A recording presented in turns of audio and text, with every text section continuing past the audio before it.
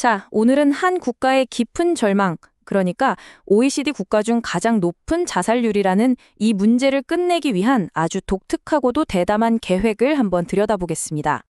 벌써 10년이 넘는 시간 동안 대한민국은 세계 선진국들 사이에서 정말 달갑지 않은 1위 자리를 계속 지키고 있는데요. 그게 뭐냐면 바로 OECD 국가 중에 자살률이 가장 높다는 겁니다.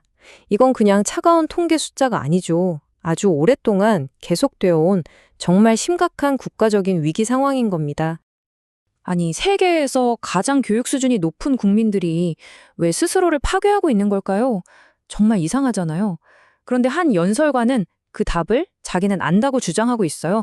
지금부터 그의 아주 독특한 진단과 또 야심천 해결책을 한번 깊이 파고들어보죠.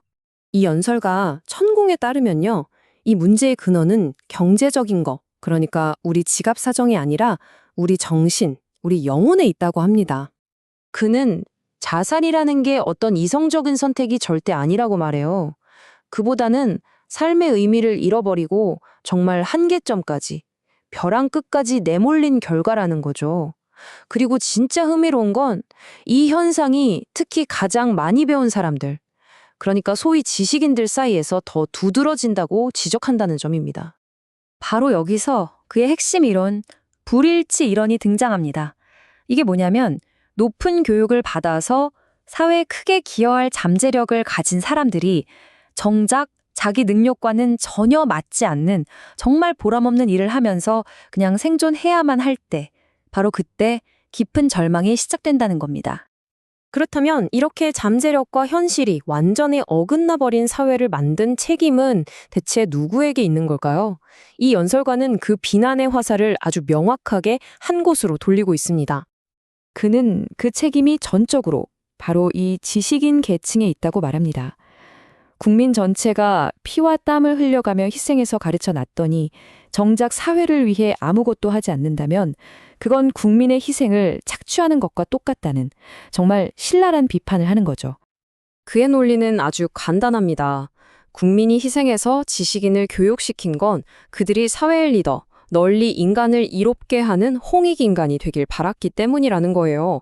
그런데 그들이 오직 개인의 출세나 안락함만 추구하면서 아주 심각한 직무유기나 발생했고 그 결과로 사회의 온갖 문제들이 방치되었다는 거죠. 이건 기본적인 사회계약에 대한 배신이나 다름없다고 주장하는 겁니다. 자, 그럼 지식인들이 그렇게 리더십의 공백을 만들었다면 그 빈자리는 누가 채워야 할까요? 여기서 연설가는 사회부모라는 아주 새로운 개념의 사회조직을 제안합니다. 그가 말하는 사회부모란 뭘까요? 이건 모든 성인이 이제 내 가족이라는 울타리를 넘어서서 우리 사회 전체를 돌보는 진정한 어른이 되어야 한다는 개념입니다. 사회 문제 연구나 국가 발전에 대해서 아주 능동적으로 책임을 지는 그런 성숙한 시민을 말하는 거죠.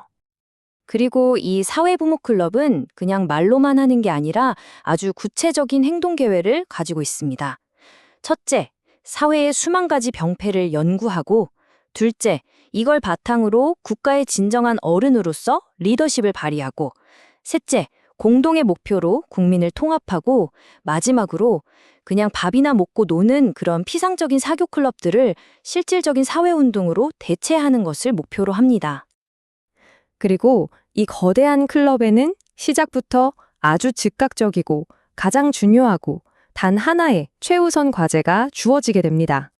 여기서 연설가는 정말 믿기 어려울 정도로 대담한 주장을 하는데요.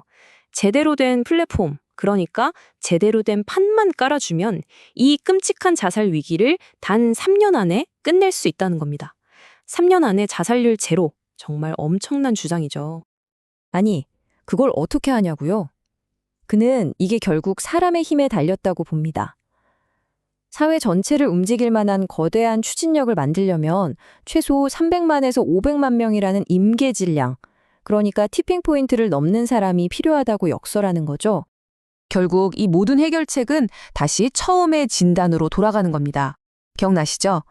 개인의 지식 수준과 실제 하는 일 사이의 이 불일치가 바로 절망을 낳는다는 그 지점만입니다. 그리고 이게 바로 그가 제시하는 아주 명쾌한 해법인 거죠. 이 클럽 활동 자체가 사람들에게 사회 문제 해결에 직접 자발적으로 참여할 기회를 주는 겁니다. 그럼으로써 의미 있고 보람 있는 일을 제공하고 이걸 통해서 결국 삶의 의지를 다시 회복시킨다는 아주 우아한 해결책입니다. 그런데요, 이 연설가에게 이 국가적인 위기를 해결하는 건 사실 훨씬 더 거대하고 역사적인 계획의 첫걸음에 불과합니다. 이야기가 여기서 끝나지 않아요. 그는 현대사를 세 개의 뚜렷한 단계로 구분하는데요. 2차 대전 이전은 인류가 준비되는 진화기, 그리고 전쟁 후부터 2012년까지는 특히 한국인이 지식과 경제를 엄청나게 습득하는 성장기였다고 봐요. 그리고 그는 마침내 우리가 그 지식을 사용해서 세계를 이끌어야 할 활동기에 접어들었다고 주장합니다. 이 거대한 관점에서 보면 한국의 운명은 아주 명확해집니다. 먼저 우리나라의 자살 문제를 해결해서 세계를 위한 검증된 프로그램을 만드는 겁니다. 그리고 그 사회부모 클럽을 국제적인 운동으로 확장시켜서 궁극적으로는 세계 평화를 달성하는 것. 이것이 바로 그가 말하는 한국의 사명이라는 거죠. 정말 원대한 계획이죠. 결국 우리가 오늘 살펴본 이 연설가의 제안은요, 사회 심리학과 어떤 민족주의적인 사명감, 그리고 심지어는 우주적인 운명론까지 결합된 아주 독특하고 복합적인 행동 촉구라고 할 수 있겠습니다.